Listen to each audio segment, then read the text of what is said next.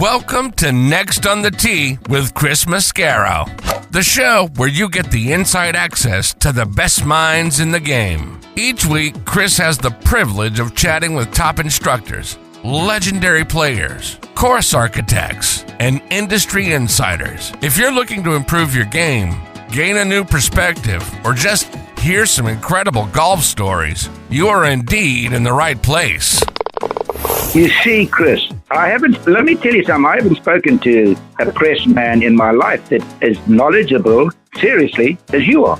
Never. You do such a great job. It kind of makes me feel good all of a sudden. You do so much for the game. You're so kind to all of us that are out there in the game. You know, we need more people like you in the game of golf.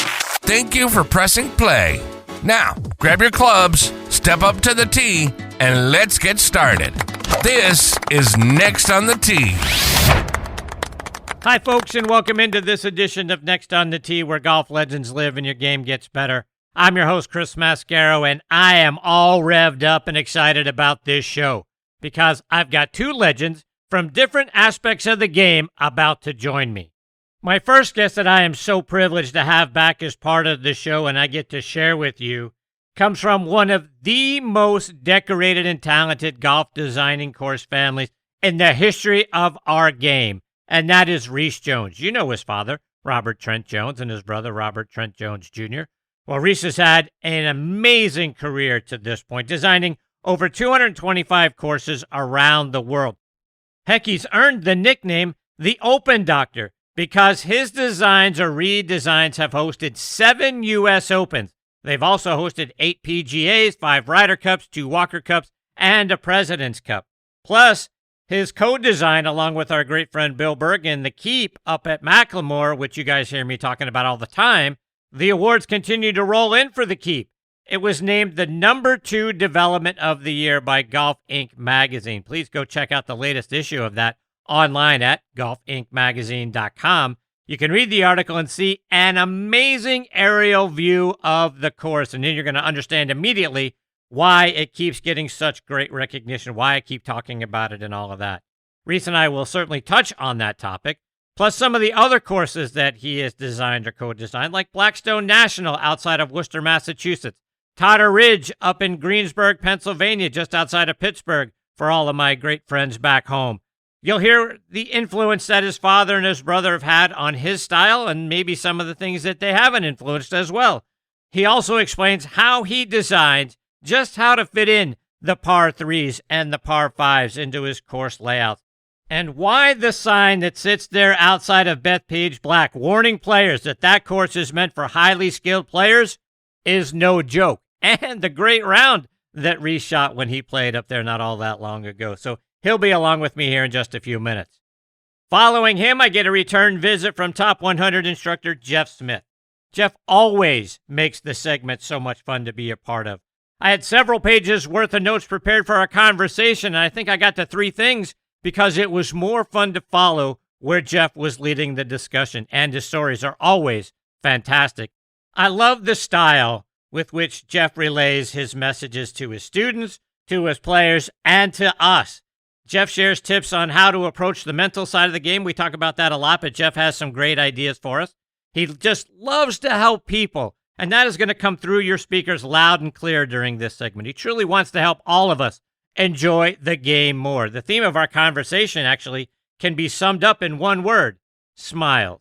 He will bring a smile to your face through his stories, through his teaching style, and how determined he is to help all of us get more enjoyment out of the game that we love and get the most enjoyment that we possibly can.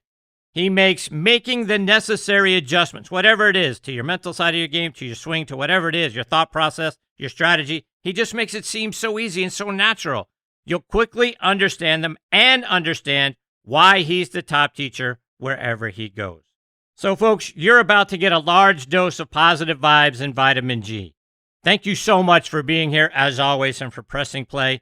I appreciate each and every one of you. So sit back, relax, let us take your mind off everything else going on in your life for the next hour or so. One last thing before we get started. If you enjoyed the show, please subscribe wherever you're listening today. That helps the show grow and ensures you never miss an episode. I would also love for you to join me over on Substack, where you're going to find exclusive articles, behind-the-scenes stories, additional golf content, and, of course, your weekly dose of vitamin G. Please subscribe, like, and share your comments with me, and share the show with everybody that you know. I would really appreciate it. That's the way this show is going to continue to grow. I appreciate you all very much. Now let's get this episode started. Before I bring on my first guest, I want to give you guys something that has just really stuck with me, and it's some products that I have been really impressed with. Now, they're local Pittsburgh products, but you can get them anywhere. It doesn't matter. They'll ship them wherever you're at. But two things that I am a huge fan of are hot sauce, and I love spices because I do the majority of the cooking in the house. And there are two companies that just knocked my socks off when I reached out. And look, they're not paying for this ad. This isn't a paid endorsement or anything. I just am so impressed that I want you to know about them and give you an opportunity to try them. And that is Artie's Hot Sauce. Huge fan of hot sauce. That's a big thing for me. Plus Steel City Salt. They have so many wonderful spice blends that I wanted to make you guys aware of them. If you're an enthusiast of either hot sauce or great spices that are going to light up everything that you put them on, I wanted to make you aware of them. I love trying different sauces and finding ones that have the perfect blend between heat and flavor. And a lot of sauces can bring the heat, but they've got no flavor behind it. Now, that is why I've become a huge fan of Artie's Hot Sauce. Artie's has found that sweet spot. His sauces bring plenty of flavor first, and then the right amount of kick behind it. Whether you're putting it on wings, taco, burgers, eggs, pizza, or just about anything else, Artie's Hot Sauce makes everything that you have taste better. If you're a fellow hot sauce lover, you've got to go give them a try. You can find them out online at artieshotsauce.com. I also want to give a shout out to the Steel City Salt Company. Their handcrafted spice blends and seasonings are out of this world fantastic. I've become a big fan of several of them, including the Steel City Steak Seasoning, Black and Gold Blend, and their Pittsburgh Pepper Blend. I added them when I do things like grill out steak, grill out chicken. I sprinkle them on vegetables to give those an extra kick. I'm also a big pickle fan, so their dill pickle salt is going to knock your socks off. Not to mention their Pittsburgh's Little Italy, which I started to include in my Sunday red sauce recipe and sprinkle on top of pasta to give it an added burst of flavor. Their Black and Gold Blend, Yinzer Dust, and Love Pittsburgh Everything Salt is great on things like fries, eggs, the baked salmon that I make. John and the crew over there are going to grab you by the taste buds, and they're not going to let go. You're going to enjoy the attention that goes into each and every one of their blends. You're going to love it. I promise you. Go out there and check it out online for yourself. SteelCitySalt.com. You know I also have a huge dose of vitamin G for everybody over at the Pittsburgh Tribune Review and TribLive.com. TribLive.com is the leading news website in Western Pennsylvania with news around the clock, Pittsburgh pro sports coverage, a high school sports network, and a podcast network, which is where you can find Next on the Tee. Bookmark TribLive.com or download the TribLive app for free and stay up to date with the latest news from Western Pennsylvania and beyond. I also want to talk about our friends over at the Pittsburgh Brewing Company and Iron City Beer, a brand that I have loved my whole life and started drinking when I was 21 years old, of course. Whether you're a hacker or a scratcher, the secret to a successful day on the links is knowing when it's time to grab an iron, even if that means keeping it in the bag till the 19th hole. If it's been a while since you've reached for Pittsburgh staple beer, it's time to revisit Iron City. Thanks to their incredible new facility in Creighton, the best-tasting Iron City beer ever made is now available at a course near you. Iron City pairs well with any lie and sky and serves as a friendly reminder that there's always next round. Check out all of their wonderful beers and their gift shop by going online to pittsburghbrewing.com. Okay, now back in Next on the Tee with me is Hall of Fame course designer Rees Jones.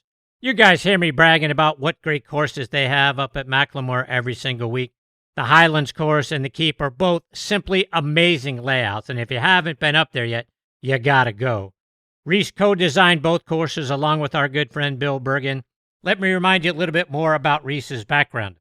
He's from Montclair, New Jersey, and he comes from undoubtedly the most talented golf course design family in the history of our game. His father is, of course, legendary golf course designer Robert Trent Jones.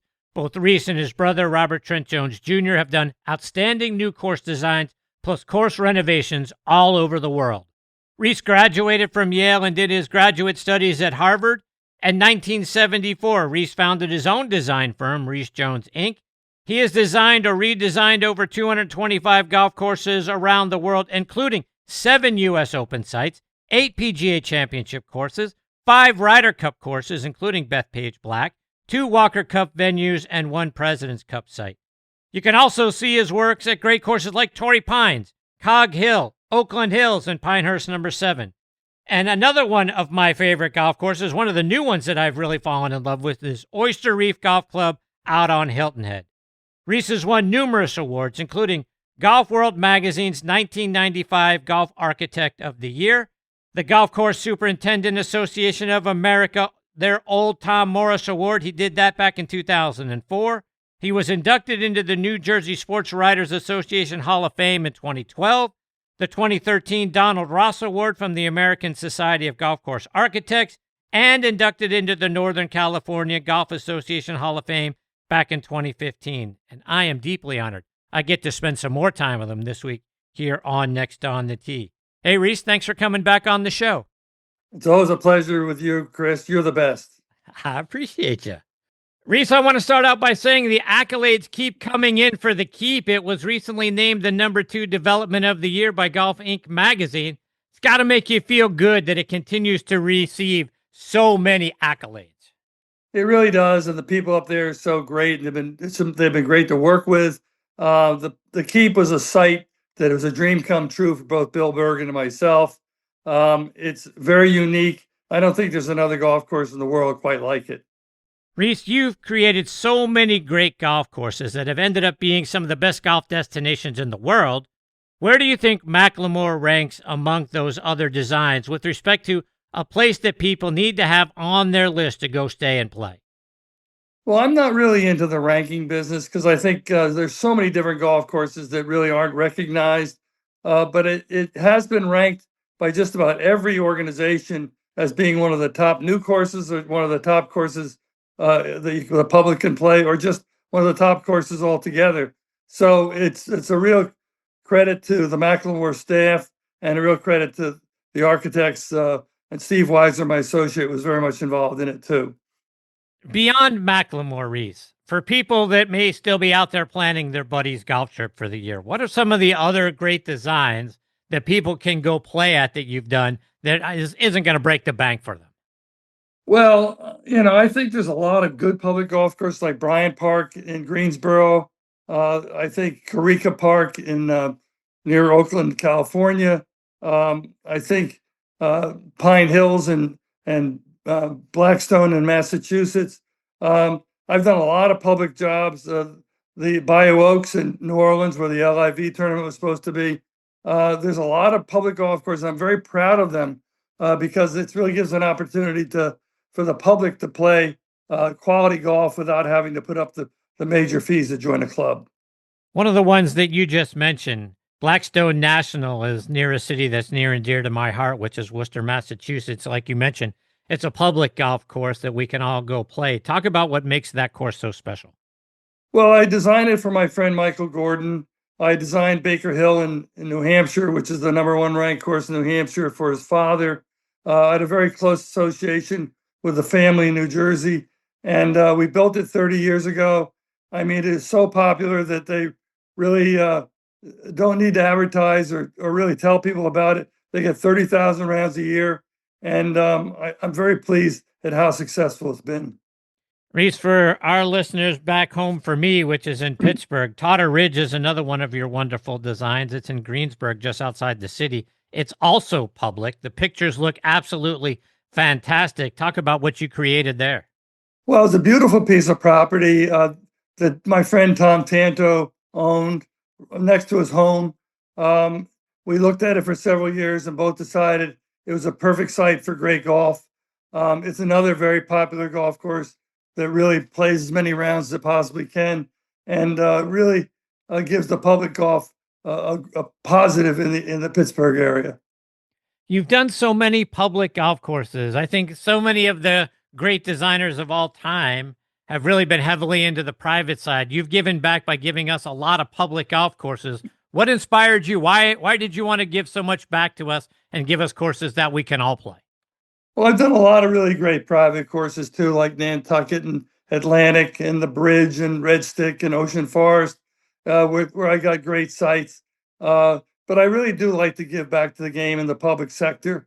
We're doing Gillespie Park in Greensboro over soon, and that's another East Lake type project that I'm very proud of. It's a 9-hole course that anybody can play for a low number. I did the Wellman Club in South Carolina, where you can still play for 60, 70, or $80. And I think it's very important to help the entry level players get into the game reasonably. I was checking out your website, reesjonesinc.com, and you've got several projects underway right now. Update us. What are some of the projects you're working on that are near completion? Well, we got a project in Sao Paulo, Brazil that we're finishing called Boa Vista. We're about to start a project called Estancia in Puerto Rico, and one in called Pantanoyo in Cabo, and another one in the Dominican Republic. And we're about to redo Morfar in Brewster, New York. We got a new job in Palm Springs. We're doing San Luis over, Carolina Country Club over, Laurel Oaks, Royal Montreal, Sahali. So we're pretty busy. We're also getting involved with a lot of short courses, one at Ballin Isles and one at Daniel Island and one at Briars Creek, because short courses have become very valuable. Yeah, they have. And it's interesting that you mentioned that, because obviously there at McLemore, there's a short course. And that was really my first introduction of seeing these short courses start to be designed. And now it seems to be all the rage. All the courses that are going up want to have a short course on it. Talk about how that's all of a sudden in vogue. Well, I think it's happened because post-COVID, the game has gotten to be so popular that a lot of courses have been full and booked solid. And if you're there, there's a chance to play a short course because you can play it faster. So there is a place to play golf when the golf course you belong to or going to play or live near is full. And also a great place to get the kids started and really let the seniors play. So it's become, we just finished the shoe at Golden Horseshoe and opened it up, and it's been extremely popular. So I think you're going to see more and more short courses being built around the country. Obviously, we're all very familiar with your father and your brother and their great course designs. How much did they influence you and your design work? And then what kind of sets your designs apart from them? Well, I don't know how much we set apart. I don't really know many of my brother's courses, but I do know that what my father's mantra was to build championship golf courses, a championship golf course that could test the best, but was still very playable by the average golfer, because the average golfer sustains the game. So I think that we all build golf courses that really enjoy to play. I think my brother built Chambers Bay so effectively, which is very popular. We're redoing Sahali right now another time because that area of the country is really golf centric. And I love the fact that I did Torrey Pines, where you can play 80,000 rounds a year on a regular basis, and you can host a U.S. Open or a Tour Championship, and it challenges the best. And I think that's what the whole family was good at, building great golf courses, or thought to be great golf courses that really are enjoyable to play. You mentioned the Tour Championship. We've heard from Brian Rolap that post the 2028, all the changes that he wants to make to the PGA Tour. One of those changes is to move the Tour Championship around. You mentioned East Lake a little while ago. Obviously, that's been the home of the Tour Championship for a while now, but they intend to move that thing around. Could that end up at a place like Torrey Pines or one of your designs? I have no idea. I think they've been really very close to the vest on their decisions there. I think they want to go to some well-known championship tests, and Torrey Pines would certainly fit that mantra. They have a new Century World is going to be the new sponsor for the Torrey Pines tournament starting this next year. Rees, do you have a template that you like to follow with your design work, or does the topography ultimately really decide what the course layout is going to look like? I think the topography does it. We don't really have templates. We do sketches and plans. We don't have plans we pull out of a file. I think McLemore is a great example of that. It's a windy site. It can be played in very still conditions. It can be played in windy conditions. We opened up the vistas to the valley below. It's probably got the best view of a valley in on any golf course around the country. And so we really kind of opened it up, wide fairways, greens that are accept the shots well and are challenging but not overly contoured. So I think basically we have to work within the framework of the site. I mean, like a Quintero, which we just upgraded in Arizona. I think it's the number one public golf course in Arizona, maybe the number one course. We just redid it, but it's very playable, even though you have the desert on both sides of the fairway. Then how do you decide where to place the par threes, where to place the par fives on the course so that everything flows the way you're envisioning it to? That's a great question. I think the par threes, we have to look for like unique pieces of property within our site, and we like to implement the par threes. We did that at Pinehurst number 7. The 16th hole is just a natural hole over an old sand pit. The 12th green, it was a par 5, sits on top of a knob next to the same sand pit, and then 15 plays across the sand. And so I think we look for the par threes almost first. The par fours, we want them in different directions. So if you get windy conditions, you have a different shot and a different way to play the hole, and it changes the challenge as the wind changes. And the par fives, which are harder to design now because the good player hits it so far, but they're a hard hole for the everyday player. So I think those have to have 2 really par fives that you can reach into and 2 real par fives that take 3 shots. To your point about distance, I mean, one of the things, and we just saw it, right, this past week at Royal Birkdale. I mean, 2 of the longest par fours in Open Championship history. Some of these par fours now, we see it at Augusta National, and they're playing well over 500 yards. I mean, I don't think the original golf gods ever thought that we would be playing par fours at plus 500 yards. Now, it's not for the everyday player, but it certainly is at the championship level. What do you do now? I mean, you're going to need so much acreage in order to have tees so that if it does get a championship round, right, if it ends up on tour, where you're going to have some of these par fours to playing these crazy distances. Well, I think that's mainly for championship golf, and I think that's the difficulty of having enough length on some of these older golf courses because there's no land left. But I think for the most part, the par fives are holes where the average golfer can miss a shot and still make par. So I think we really we don't really design necessarily for the golfer that hits at 350 because there's so few of those people. But at the same token, now that the ball is going offline so much, when they hit it so far, these guys we have to be very careful at that yardage of over 300 because if the ball airs that gets off the line, it goes into some trouble today. Is that the defense against distance? I mean, we've heard so much debate over the last several years about bringing the ball back and that sort of thing, and the PGA Tour kind of scoffing at that idea. Is the way to really bring this back into view, or to make the players think, is to really grow up the rough, narrow the fairways, and play it that way, make the greens hard and fast, make the rough really penal, and that sort of thing? Is that the last layer of defense that we have?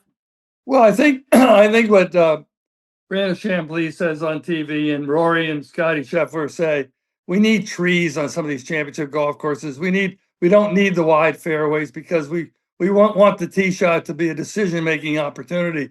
I think you saw that at Birkdale with a high rough, but you really can't have that kind of a high rough for the everyday player because he can't hit out of the high fescue. So I think we need more trees on our championship golf courses. And then we need some bunkers at the 350 range, the 320 range. We did that. We rebunkered Torrey Pines prior to the last U.S. Open there and put bunkers where these guys are hitting them now. But we only have to do that really on so many golf courses because there's only so many golf courses that are going to host championships. When you have a piece of property like you did up at McLemore, which is up on Lookout Mountain, there was obviously a lot of rock up there, a lot of rock that needed to be moved. How did you and Bill decide what rock needed to be blasted out and which boulders were going to be a part of the strategic layout of the courses? Well, if it fit the hole in a natural fashion, we kept it. It's really not in play that much. In fact, the 17th hole, we border both sides of the green with the rock. It actually helps some of the golfers, although they probably have to get another golf ball after they hit the rock. But it hits the ball back in, as the trees do. The trees help golfers. They knock the balls back into the fairway. So I think that's the beauty of McLemore. It really changes pace as the round goes through. You have some open holes, you have some water holes, you have the cliffside holes, then you have the rock holes on 17 and 18. It really is like a masterful piece of property that we were able to incorporate all the natural characteristics into a really well-regarded design. Yes, you did. And I got a buddy of mine that when we've been up there is masterful at playing it off the rocks and playing it off the trees. It's almost like he's calling bank shot. It ends up right in the middle of the fairway or right on the green. It's absolutely unbelievable. On 17 there at the Keep, it is a very picturesque hole. You talk about the boulders. I mean, the boulders sort of outline around the green. Was that a happy accident, or when you saw those boulders there, did you guys think, you know what, that would be perfect to frame a green around, so you built everything else around that? Well, when we cleared the site, we knew what we had. We basically, that was a valley. We had to fill the valley and put a drainage pipe down it. So it looks natural now, but we really had to do more work on that hole than probably any hole on the golf course. Rees, just a couple more before I let you go. And you did some restoration work up at Bethpage Black. And for the average weekend warrior like me, we all know about the warning sign that states that the black course is a very difficult one and recommended for highly skilled players. But like any warning sign that we see, that just makes us want to go play it more and see why it's so tough. Tell everyone why that warning sign exists and why it's right. Well, the beauty of the warning sign is they have 5 golf courses there, and it is the ultimate golf course. It's probably the most popular championship golf course in America. And the warning sign is just to let the golfer know that he's in for a true test of golf, and he should enjoy it and really work as hard as he can to get the score, his target score, because it's going to take hole after hole of concentration and good shot selection to master that golf course. Now, when we reopened it in the late 90s, I shot 76 in a tournament, the President's Cup, and I had mostly pars, but I had 5 bogeys, and that's probably the best rounds I've ever had, even though I've had much lower scores on other golf courses. Wow. I have Brendan Walsh coming up a little bit later on in the show. As you know, he was a director of golf at the Country Club up at Brookline, Massachusetts. I believe that was the first U.S. Open site that you did some redesign work at back in the mid-'80s. Talk about the work that you did there and what makes that course such a favorite of the USGA. Well, it's where Francis Ouimet won the tournament, put American golf on the map. I went to the Walker Cup matches. It's a revered golf course, a revered site.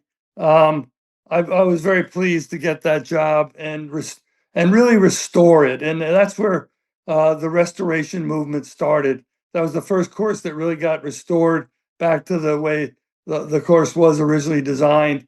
And it wasn't restored in a massive way. Not every hole was blown up and changed. All the changes that were made that really didn't go along with the original design the old design was re-implemented because we had the photos and we had the plans. And so I think that's a true restoration in the sense that it is what it was, and it wasn't changed but in volume, it was just changed in detail. Rees, anything else coming up on your calendar for the rest of 26 that you want our listeners to know about? Well, I'm excited about Belle Reeve hosting the BMW. I did that golf course years ago, and then we had a PGA Championship there. It's a great membership. It's one of my favorite places in golf. I think the pros are going to love it. It's a classic golf course design that my father designed, and then I redid it and revamped it several years ago. And we've been fiddling with it ever since, and I think it's going to be a model for championship golf in the future. Rees, how can our listeners stay up to date with all the great things that you're out there doing, whether they're doing it on your website or on social media? I should do a better job on social media, but I think they got to keep listening to your show. I love that advice. Rees, I can't thank you enough for being such a wonderful guest and taking time out of your busy schedule to come back and be a part of the show. It's always a huge thrill when I know that I get to spend some time with you. I hope we can catch up with you a little bit later on in the year. Oh, it's my pleasure. Thank you very much. See you, Rees. Take care. All the best to you and your family. Okay, great. Thank you. See you, Rees. That is the great Rees Jones, folks. You want to talk about a guy who is an absolute treasure in our game. That's who Rees Jones is. The guy has done so many wonderful things in the game of golf and all of the wonderful golf courses that he has had his hands in. Again, 7 U.S. Open sites, 8 PGA Championship courses, 5 Ryder Cups, 2 Walker Cups, and a President's Cup. Boy, it doesn't get much better than that. And then on top of that, he's just one of the great human beings you get to spend some time with. I can't tell you, you guys hear me bragging about the courses up at McLemore. My buddies and I have been up there for the last several years, and this was the first year we really got to get out onto the Keep. And you want to talk about one of the most picturesque golf courses on the planet. I can't imagine the vistas get any better anywhere in the world than what you'll see on the Keep. I highly encourage you to go up to McLemore.com, check it out, look at the pictures, and then book your next buddy's trip up there. Between the Highlands course and the Keep, you are not going to be disappointed. Both of those golf courses are going to knock your socks off. So I recommend that. And then, like I say, it's just such a huge privilege when I know that Rees is coming up on the show. He has been so kind to me over the years. I can't thank him enough. And I look forward to catching up with him again, like I say, a little bit later on in the year. And we'll be right back. You guys have heard me talking about and bragging about the things that are going on up at McLemore. It's an unbelievable golf resort and destination. Let me remind you about what they have going on this year. Get ready to experience a game like never before at the Keep, the brand new Bill Bergen and Rees Jones co-designed course at McLemore. With its challenging layout and awe-inspiring views, every round here is an unforgettable adventure. Whether you're taking on the signature holes or just soaking in the scenery, the Keep is where your best golf meets nature's finest backdrop. So grab your clubs and join us up at McLemore. The Keep is open and it's waiting for you. And folks, if you haven't tried 2-under yet, you really need to. Why? Well, from the first tee to the clubhouse, 2-under's Joey Pouch is going to keep you comfortable and locked in all round or all day. Build your own bundle by going online to 2-under, that's the number 2, UNDR.com, and save up to 20%. All right, now back in next on the tee with me is Golf Magazine Top 100 instructor Jeff Smith. You guys know how great Jeff is and how much fun he makes every segment that he has been a part of. On top of that, Jeff has achieved so much in our game. He has been named the top instructor in the state of Indiana. He is also a top 100 growth of the game teaching professional. He was named the 2018 Indiana PGA Player Development Award winner and the 2020 Indiana PGA Teacher of the Year. Going back to his college days, Jeff earned his degree in psychology and economics at Indiana University. These days, Jeff is incredibly sought after. He has spent winters down at the Bonita Bay Club in Bonita Springs, Florida. In the summers, he is out in Flagstaff, Arizona, Pine Canyon, or their sister course, Talking Rock in Prescott, Arizona. Jeff can also be found from time to time at the Vintage Club in Indian Wells, California.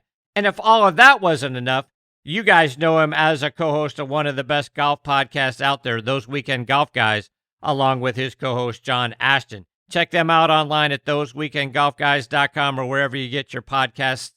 And I couldn't be more honored that I get to spend some more time with Jeff this week here on Next on the Tee. Hey, Jeff, how are you, my friend?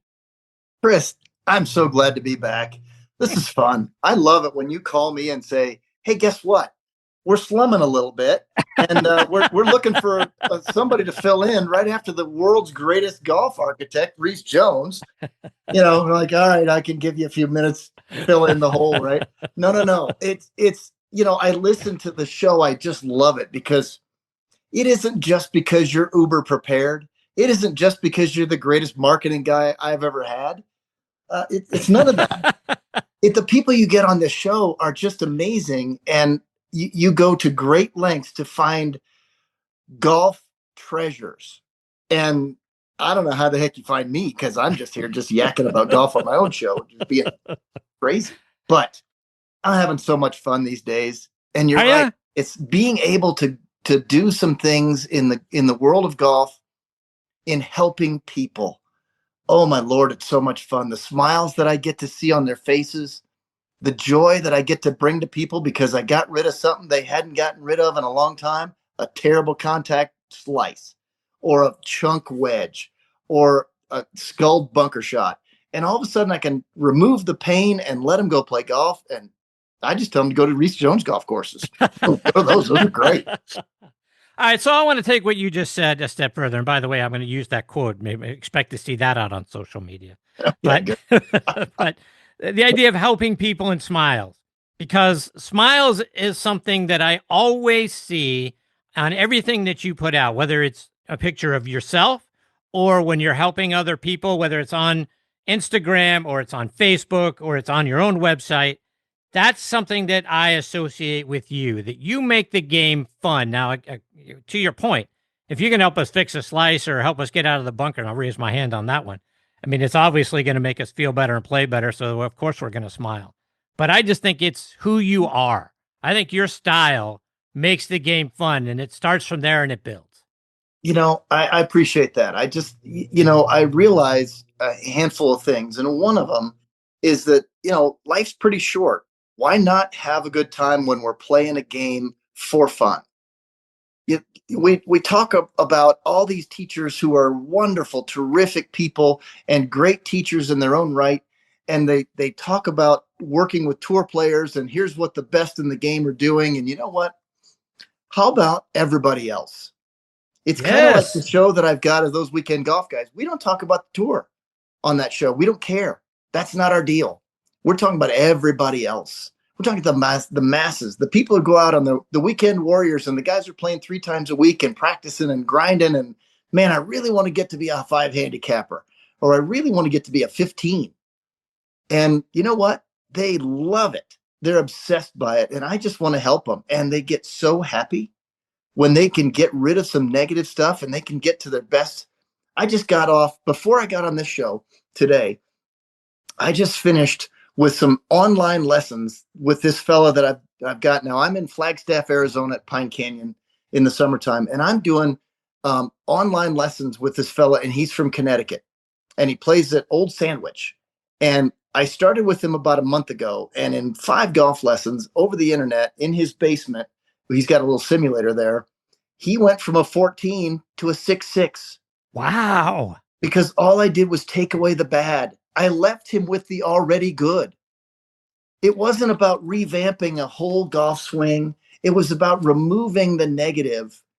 And when we remove the negative, he's a very talented man. And he can strike a ball well, and he can get it to go high and straight and far, and he can chip and putt.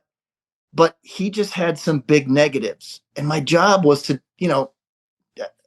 take some of that stuff away.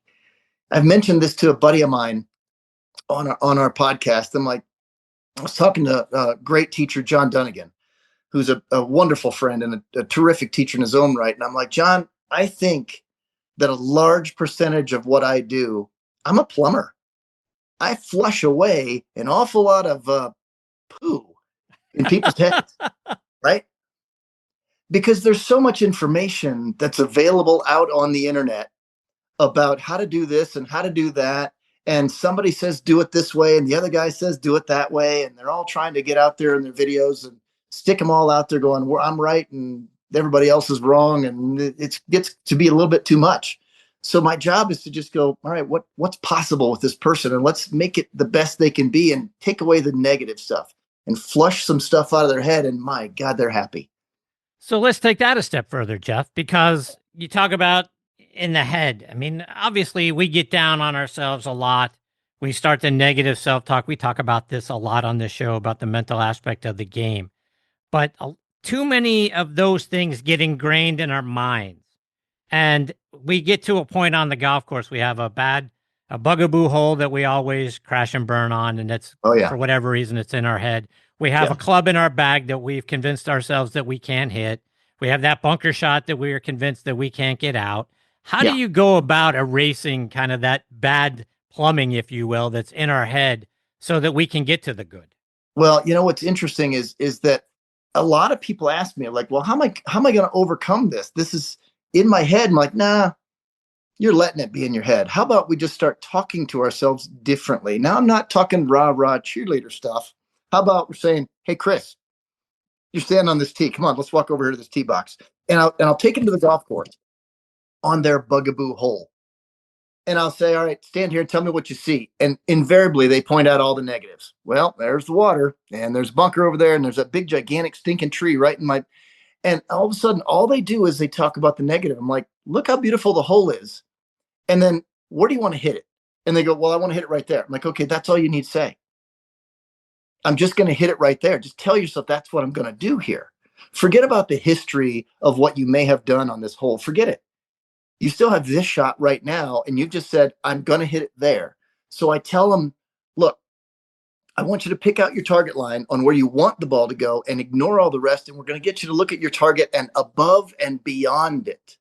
Now their eyes are focused up in the sky in that window that we all see our ball fly in, because we're only like 5 foot something or rather eyes off the ground. And as soon as that ball gets up in the air, it's up in this window in blue sky up there. And I'm like, well, why aren't you focusing up there? Can you imagine if we were just on a basketball court and you've got a jump shot and you're at the 3-point line, you're looking at the rim of where you're going to go. You're not looking at all the defenders that are on the ground. You're looking at the rim and you shoot it up there. And they go, oh my God, that's so easy. Yeah. And then they do it and they take away the negative, and their shots are invariably better by looking above target and beyond target. That way your eyes are not focused on the water that's down there. You're not focused on the big bunker that's there. You're not focused on any of that stuff. It's interesting that you say that, Jeff, because I'm tying this back to Dr. Bob Winters comes on the show once a month, and he's about confidence. Guy. Yeah. Smart guy. One of the things that he was taking us through last time is the idea of the near miss, right? We always thinking, oh, I just missed. Oh, instead of he's trying to get our brains wrapped around the near make.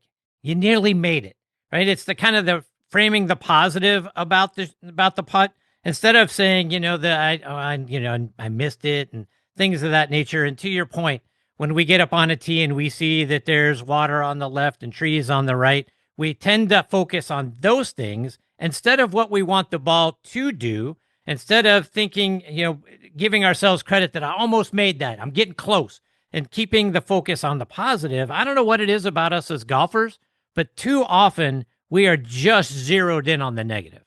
Yeah. And I want to make a point about that. If you just go back to the Open Championship last week, and what do you see? You see Ryan Fox on the tee. You see the look on his face. It's definitive of what he's going to do. And he's out there in the fairway, and it's definitive on what he's going to do. And he gets over that putt, and it's definitive. There's no questions in that guy's eyes. Look at him. He's determined that something is going to happen. Now, I'm not suggesting that we're just manifesting the positive here, but we're sure as heck learn from some of these athletes who are performing, and they are willing something to happen. They're so dialed in as to what is going to happen and what they're going to make happen that the other stuff doesn't stand a chance at happening. Yeah.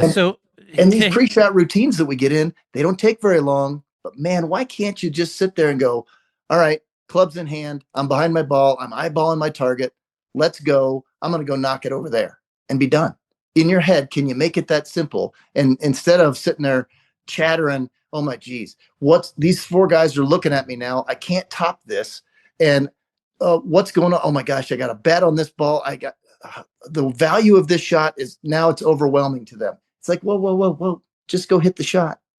Just go do that. Go keep it simple and keep it so that so it's like, this is what's going to happen.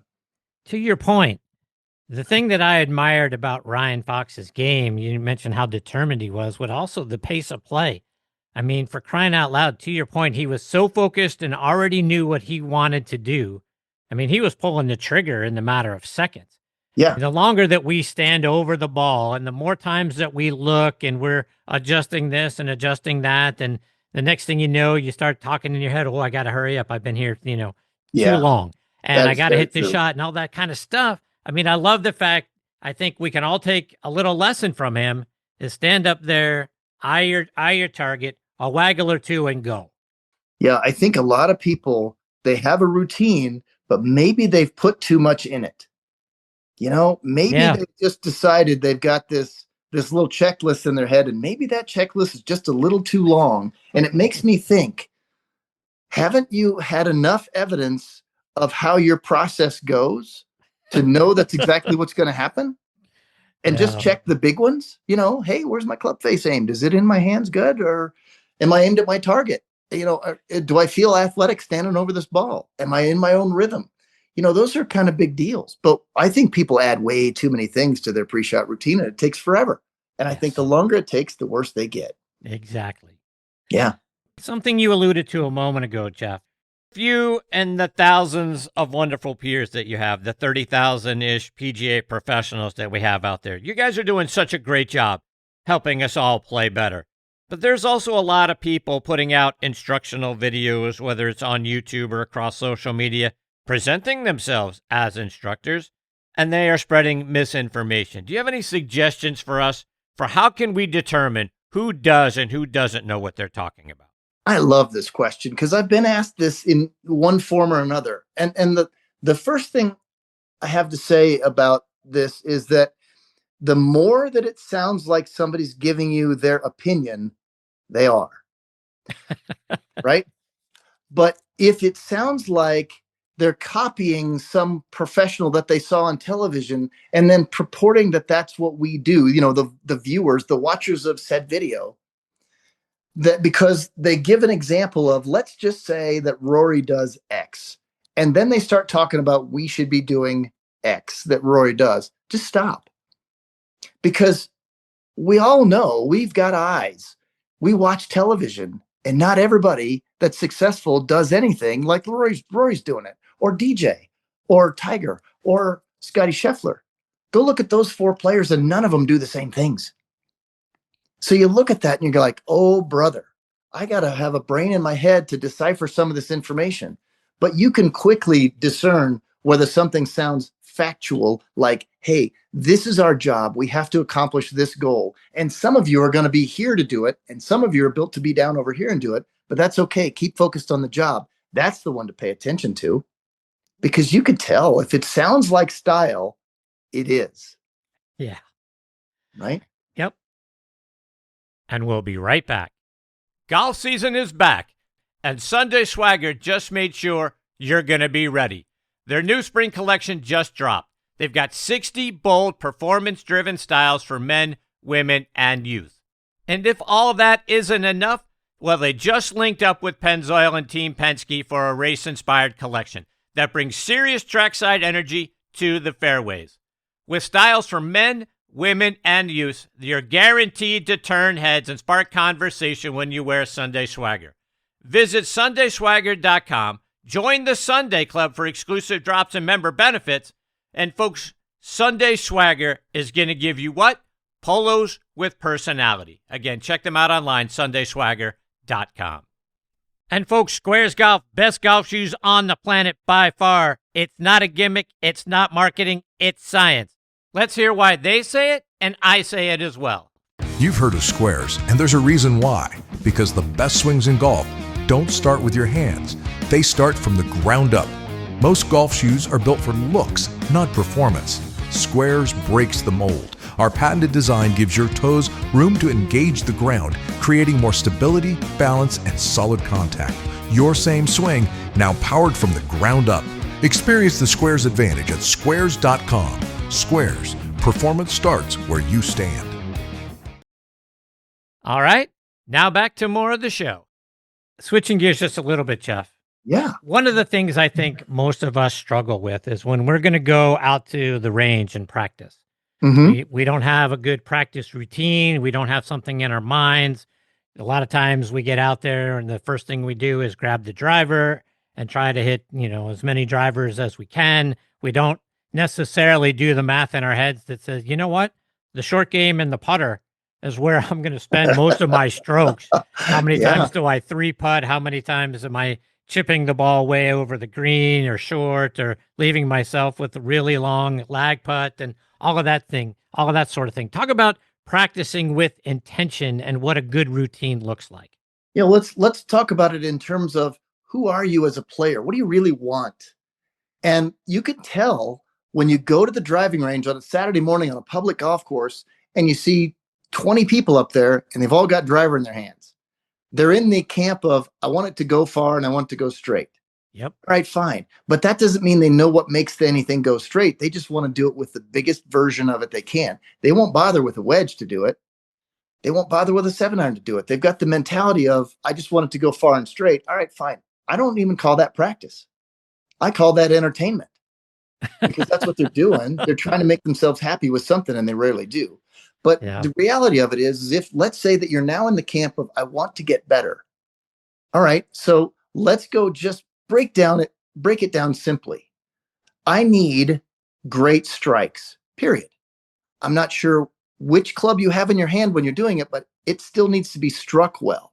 So why not at least go down the road of, all right, I'm going to go play golf here in about an hour.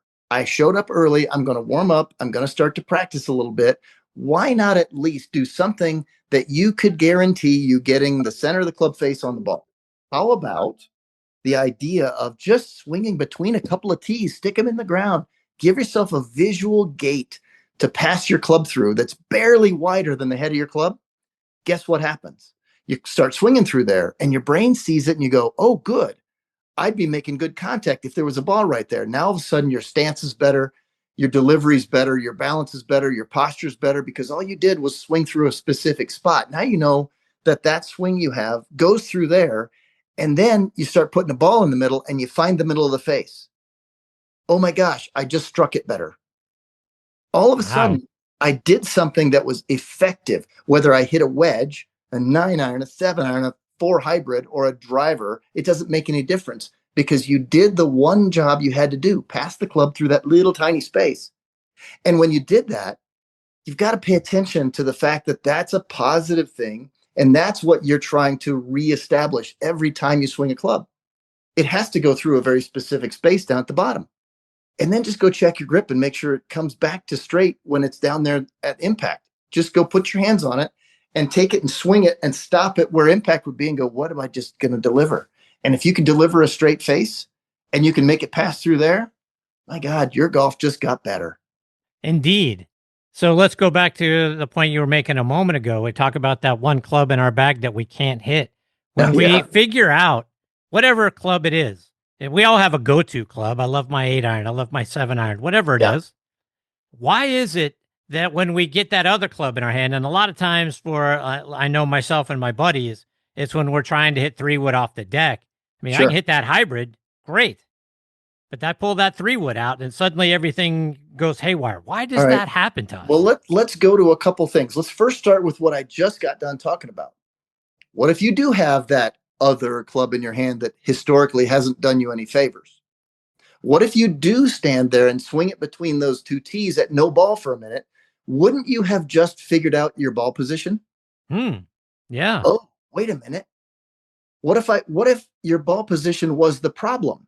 Maybe if you realize you're swinging that club through that little space each time and you thought, my God, if I put the ball in there, I'd actually make great contact. But what if that's the difference maker in and of itself? Maybe you had a bad idea of your ball position. Maybe somebody said, put it more forward, put it backwards more, put it closer to your body, put it farther from. Wait a minute. What if none of those were working? What if you found the one place that you're passing your club through, and if you smack your ball when it's at that location, it's solid and good now? It means that the rest of the time your ball was somewhere else. You were on a fishing expedition for your golf ball. Wow. Oops. Yeah, I love that. So, I mean, to your point, we all hear that about ball position. You know, some people talk about, the thing to do is to have it in the same position for up and forever, whatever you got, up and down your back. Yeah. Same position.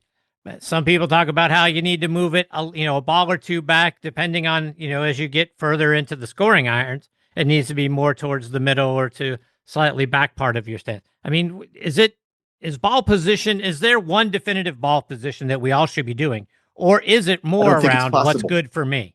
It's all around what's good for you. Look at all the bodies that play golf. Chris, you've played golf for a long time. I'm not calling you old, okay? But you've played golf for a long time. You're a very experienced player, right? Thanks for And pointing you've that been out. around, and you see lots of bodies that are far more flexible than other bodies, and you see shockingly different golf swings. Now, could you imagine if somebody were to sit there and profess there's one golf ball position for every person? We would instantly know that that's insanity, because half the people can't get the club to go through there because their mobility is limited. So That makes wait a sense. minute. How about we find out what's good for us? Because we're recreational golfers. Now, the seasoned veterans and the low handicappers and the guys, they've already found out what their ball position is, and they know what range their ball position is going to be.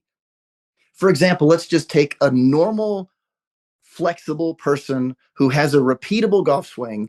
I'll bet you that when he swings a club, and I'm not saying just he, but he or she swings a club, and where it will first impact the ground will be close to their sternum, close to their spine. And then it will get deeper, slightly in front of that, assuming they're making a normal golf swing with a turn. And you'd look at that and go, where would my ball position be best if that was my golf swing and I passed it through there? Why wouldn't I put my ball there to get struck well? But many people have this understanding that they have in their head. They're like, no, for this shot, I'm supposed to put the ball way over here. Now your body has to make a different move to get it to go there. Makes sense. Like I said, it's a fishing expedition. But Yeah. why wouldn't somebody go, man, I can do this with all my clubs and look at the pattern of what's going to happen here. My ball position range is actually kind of small. And if you knew where that was, you could figure out maybe the longer shafted of clubs in my hand should be more toward the front edge of that divot, and the shorter shafted clubs would be more toward the back edge of that divot. And I bet you your ball striking gets a whole lot better real quick, regardless of what swing you have, what flexibility you have, regardless of what person you are. I bet you can find that really quick. Amazing. I think that's 100% right. Thank you for that. It's easy. One more before I let you go. Okay. Many times we're out there playing golf swing instead of playing the game of golf. How can we stop doing that? I have an idea on that I give people who are overthinkers. Right now, I have the good fortune of working with an awful lot of intellectual people, a lot of smart people. So I give them their due. Smart people are always trying to solve for X all the time. Yep. But golf is a problem for them that they haven't yet figured out. All right, fine. Go do that in the golf cart and try to do the math in your head and try to come up with your own solution, and then go do it in a practice swing. And then when you decide, okay, I feel like I've got it, walk over to your golf ball and just now go perform. So I separate some places for them, because standing over a golf ball and trying to play golf swing will never work. And they've proven it time after time after time, but they don't have a solution. All I do is relocate them and say, all right, fine. You want to do the brain thing? Go back there when it's not your turn to play.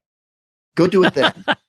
And then when it is your turn to play, get up, make a practice swing, and walk over there and perform. And then all of a sudden you can go back to thinking all day long you want. And you know what they find out is the less they think, the better they play. Yeah. Because when you're standing over a ball, when you think, you stink. Now, I am not taking credit for that quote. I've heard it many times, but the best way I've ever heard it said was that way, and it's from John Dunnigan. All right. He's great at that. He's got all kinds of little quips, but when you think, you stink. And it's true. When you're standing over a ball and you're thinking and you're trying to play golf swing, good luck with contact, because you can't think your way to success. It's a quarter of a second to a third of a second downswing. Holy smokes, we don't have a lot of time for this. Right. Jeff, before I let you go, and you've touched a lot of lives and helped a lot of people play better and enjoy the game more. I mean, you're such a huge credit to the PGA professionals out there. And like I said at the beginning, you're very sought after. You have done so much good for so many people. I think we all owe you a huge debt of gratitude, because getting back to how we started this conversation, you bring so many smiles to so many people. And that is something that we sorely need in this world, is the good that you're out there doing. So thank you for all you do for our game. Well, I appreciate those comments. But truly, those go to so many coaches that I know and many that I don't. So I want to, just give credit to all of them who are out there making other people happy, because man, this life is short. Let's go have some fun with this game. And I'm just fortunate to be around it. I'm fortunate to be around some people that have taught me an awful lot of things, and I just want to share it. And it makes life so much more fun for everybody. Indeed. Yeah. Jeff, how can our listeners stay up to the great things that you're out there doing, whether they're doing it on your website or on social media? I've got the my own website. It doesn't do much because I'm at private club, so I'm not really trying to promote myself too much. But it's jeffsmithgolfinstruction.com. And I do a little bit, but not as much as I used to on social media. There's a Facebook account with Jeff Smith Golf Instruction, and there's the same at Jeff Smith Golf Instruction on Instagram. But I don't post an awful lot up there because I've got an awful lot of clients who really kind of like being private. So I leave that alone. But boy, I'm telling you, I'm still active, and I'm still making an awful lot of member guest champions and a lot of club champions and city champs and all that stuff. But it's a lot of fun. And I just have a good time with it. So I appreciate you having me on the show, and I'm going to give you a shout and bring you on my show, and we're going to laugh a lot. I look forward to that, my friend. All right. You're the best. All the best to you and your family, Jeff. I look forward to catching up with you again soon. Thanks, Chris. I appreciate you having me on. See you, Jeff. All right. Have a great one. That's the great Jeff Smith, folks. Again, don't come better than that guy. I mean, like I said at the top and I said at the end, the thing that I associate a lot with Jeff Smith with is smiles. I tell you, I've had the privilege of catching up with him the last couple of years at the PGA Merchandise Show. And every time you run into him when you're walking around the floor, he joined me along with our good friends Scott Monroe and James Hong, and they sat down and we did a show this year at the PGA Merchandise Show, and we talked and we laughed and we did all of those sorts of things. And then every time you run into him, the guy's got a smile on his face, and so does everybody else in the circle around him. That's what he brings to each and every encounter you have with Jeff. And is it any great mystery of why his players are going out there playing better? Of course it's not, because he makes the game fun. That's one of the things that we tend to get in our own way about. We talk about it a lot on this show, is all of the negative self-talk and that sort of thing. We get down on ourselves and that sort of thing. Jeff takes that off the table, and he gets you focused in the right direction. He gets you focused on the right things, and he gets you focused on having a good time. And that's what we should be doing every time we go play the game, right? I mean, for crying out loud, we got our buddies around us, we got our family, we got our friends, and then we're in a beautiful setting like we talk about a lot on the show, right? We're out there in a wonderful setting. It should be a good time. Jeff makes it that way. He's a great instructor. I highly recommend you go out there and check him out. I know he doesn't update a lot, like he said, but jeffsmithgolfinstruction.com is his website. And then go out there for sure and make sure you listen to those Weekend Golf Guys, and you can find it online at their website, thoseweekendgolfguys.com, or wherever you get your podcast content. You're going to laugh and smile an awful lot when you hear he and John and the things that they talk to amongst themselves and with their guests. So just great. We'll get him back on the show as soon as we can. All right, that's it, my friends. It is time for me to put a bow on this episode of Next on the Tee. My sincere thanks go out once again to Rees Jones and Jeff Smith for joining me this week. Scheduled to join me next time are the former director of golf at the Country Club up in Brookline, Massachusetts, Brendan Walsh, will make a return visit. And then making his Next on the Tee debut with me is former Florida Gator Tour player and now instructor David Jackson will be here. So you're definitely going to want to make sure you're a part of that show. I want to thank our friends, as always, over at Trib Live. They are such wonderful partners, and I can't thank them enough for hosting this show on their site. For the latest news from Western Pennsylvania and beyond, including your favorite sports, go to triblive.com. You can find the show by then clicking on the Sports Section tab, and right there on the homepage of the Sports Section, you're going to find the most recent episode. Or you can type in podcast.triblive.com, and many of the most recent episodes from this season are available for you right there. You know, you can always find the show pretty much anywhere you get your podcast content. We're out there available for you on Apple Podcasts, Spotify, Amazon Music, Good Pods, GolfNewsNet.com. And like I mentioned at the top of the show, I want to invite you to subscribe to my new page over on Substack, completely free. You're going to get great articles on there. Plus, you can listen to the podcast. It's available for you. Starting to upload them on there as well. But you can also check out a lot of extra golf content that I put out. You're going to get the Next on the Tee Legends Vault. You're going to get the Did You Know series. and a lot of other great articles that I do along the way. So I hope you'll go over there and subscribe to the page. But like I say every week when I sign off, I can't thank each and every one of you enough for being the greatest supporters in the history of podcasts, barring none. I am so grateful for each and every one of you. Until next time, hit 'em straight, my friends. Thanks for joining Chris again this week on Next on the Tee. We hope you enjoyed the conversations as much as we did. Please share the show with your golf buddies and be sure to follow it on Trib Live or your favorite podcast app so you never miss an episode. Thanks for pressing play and being part of the journey. We'll see you next week, right here, where the best minds in golf share their stories.